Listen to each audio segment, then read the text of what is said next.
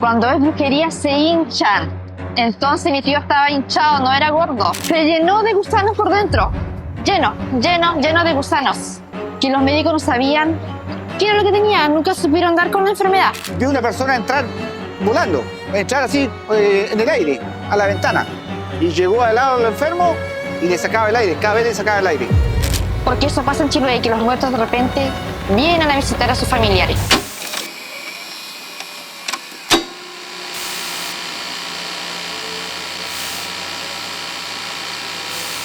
Yo soy de la generación que creció jugando cartas mito. Cuando chico vi películas como La Momia, El Rey Escorpión, El Señor de los Anillos, y jugué clásicos como el God of War o el Mythology. A todo esto hay que sumar que de niño mis referentes musicales eran Mago de Oz y Rata Blanca.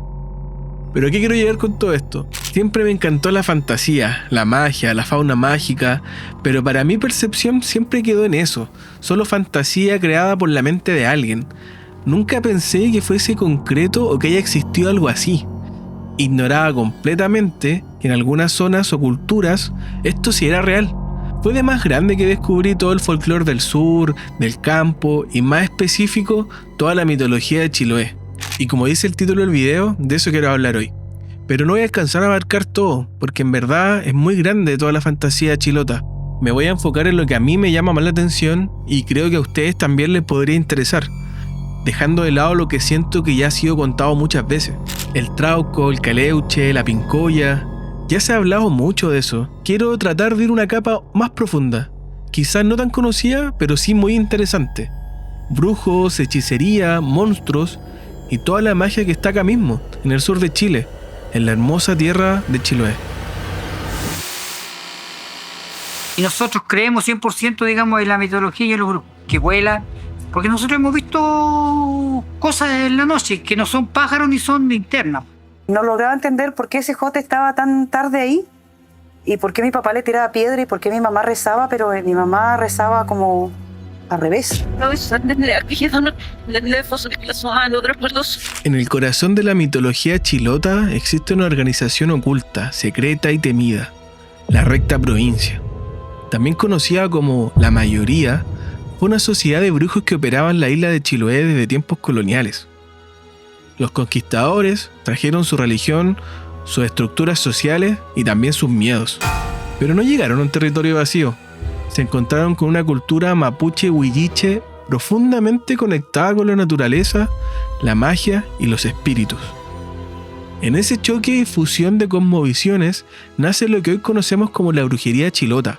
En el siglo XVII llegó un navegante y cartógrafo español al archipiélago, precisamente a eso, mapear todo el territorio de las islas y el sur de Chile. Se llamaba José de Moraleda, pero por alguna razón los antiguos relatos chilotes cuentan que también era un brujo poderoso, y que al llegar se enfrentó a una macha en un duelo mágico, y perdió. Como prueba de respeto, le dio a su rival un libro de hechizos, el Receptario, con el cual se fundaría la Recta Provincia. Una orden que mezcla tradición ancestral con conocimientos ocultistas europeos.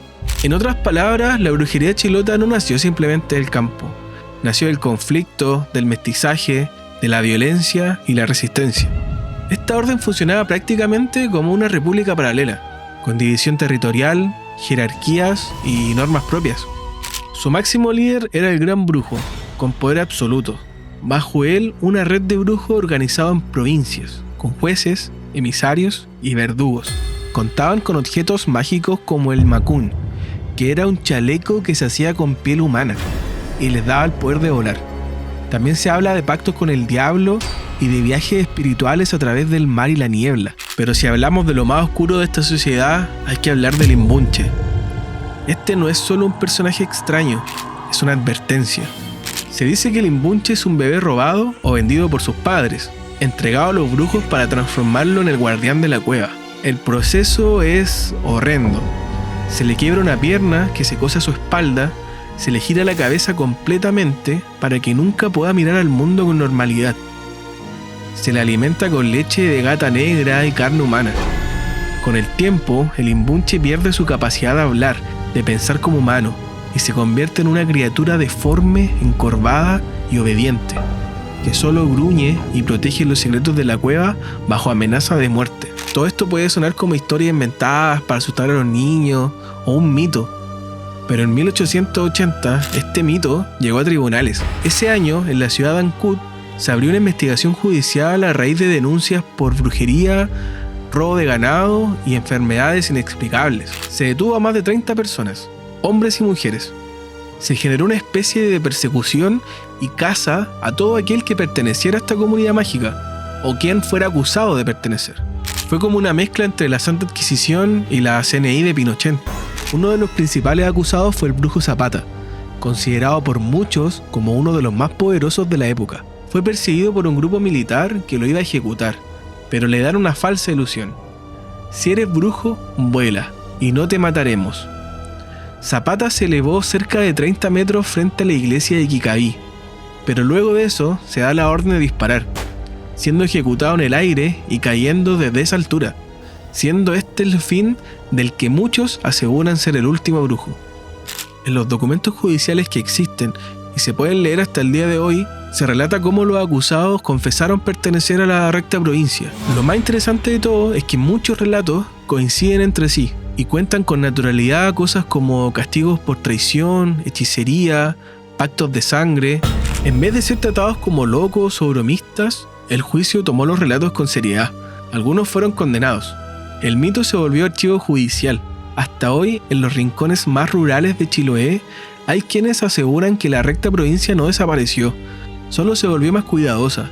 En entrevistas grabadas por programas de televisión y documentales independientes, aún se escucha hablar del brujo del cerro, de luces extrañas, de maleficios, de vacas muertas y de niños enfermos que se curan con conjuros. Algunos aseguran haber visto al Imbunche rondando una cueva cerca de Quicaví. Otros dicen que los brujos se adaptaron a los tiempos actuales y que ya no se visten con harapos. Se visten con ropa normal, tienen trabajos normales, tienen celulares, computadores y caminan libres entre nosotros sin que sepamos quiénes son. En la oscuridad profunda de los bosques chilotes hay terrores únicos que quizás no existan en otras partes del mundo. Uno de los más temidos es la voladora, una criatura nacida de la brujería y que claramente no tiene ni el mejor nombre ni el más ingenioso. La voladora, ¿por qué? ¿Porque vuela? Sí. Pero esta criatura es tan horrible que da lo mismo cómo se llame, te va a dar miedo igual. Las brujas de la recta provincia, iniciadas en los deberes más oscuros, poseen la capacidad de desprender su alma del cuerpo para convertirla en un ente volador. Pero este proceso no tiene nada de simbólico, es carnal, es visceral, es repugnante. El ritual comienza con una pócima secreta, una mezcla de ingredientes recolectados bajo la luna nueva, raíces amargas, sangre seca y grasa de un muerto. Una vez que la bruja ha bebido el brebaje, se encierra en un espacio sagrado y comienza el proceso. Debe abrirse el abdomen y extirpar con sus propias manos sus órganos internos, principalmente intestinos y vísceras. Estos se depositan en un tiesto de greda cuidadosamente preparado. El cuerpo queda como un saco vacío, casi sin vida. Es entonces cuando el alma, libre del peso de la carne, toma forma de bola de fuego, de criatura alada y sangrante, y vuela a cumplir su misión: espiar, atacar y vengarse. Hay quienes aseguran haberla visto, una especie de ave en descomposición, un feto con brazos raquíticos, o simplemente una llama roja que cruza los cielos con chillidos que llenan la sangre. Pero su vuelo tiene límites. Debe regresar antes del amanecer y reinsertar sus órganos para volver a su estado humano. Si alguien encuentra el cuerpo o daña los órganos que reposan en el tiesto, la voladora quedará atrapada entre mundos. Y aunque todo esto parezca solo una leyenda, hay localidades de Chiloé que aún se narran historias recientes. En Kenchi, por ejemplo, una mujer fue encontrada por su nieta totalmente inerte. Horas después su cuerpo se estremeció y despertó, pero sin recordar nada. Algunos dicen que fue poseída, otros que fue ella misma la bruja que voló. Pero lo que nadie duda es que la voladora sigue viva en la memoria de los que tuvieron el valor o la mala suerte de mirar al cielo y escuchar ese chillido. En las brumas espesas de los ríos y esteros de Chiloé vive uno de los seres más poderosos de la mitología chilota, el Camahueto. Es descrito como un ser parecido a un ternero, con piel plateada o verdosa, húmedo como el musgo, y un cuerno único que brota de su frente, brillante y afilado como una daga. Pero no te dejes engañar porque parece un unicornio marino del campo. El Camagüeto no es un símbolo de belleza ni de pureza, es caos, es fuerza bruta, es desborde. Según la tradición, nace en lo profundo del mar y avanza hacia tierra firme siguiendo el curso de los ríos. Donde pisa, arrasa, revienta los suelos, inunda campos, rompe cercos y deja a su paso una estela de destrucción. Su poder reside en el cuerno, objeto mágico codiciado por brujos y machis. Se cree que el cuerno del Camagüeto puede curar enfermedades, prolongar la vida e incluso otorgar poder sobre la naturaleza. Pero extraerlo no es fácil. La única forma de controlar al Camagüeto es con la ayuda de una machi experimentada. El cuerno es secado y pulverizado para preparar ungüentos, talismanes y filtros de poder. ¿Y los testimonios?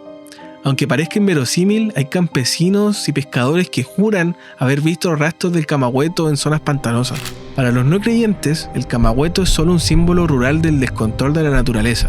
Pero para quienes viven en el corazón de Chiloé, es una criatura viva, dormida quizás, pero capaz de despertar en cualquier momento.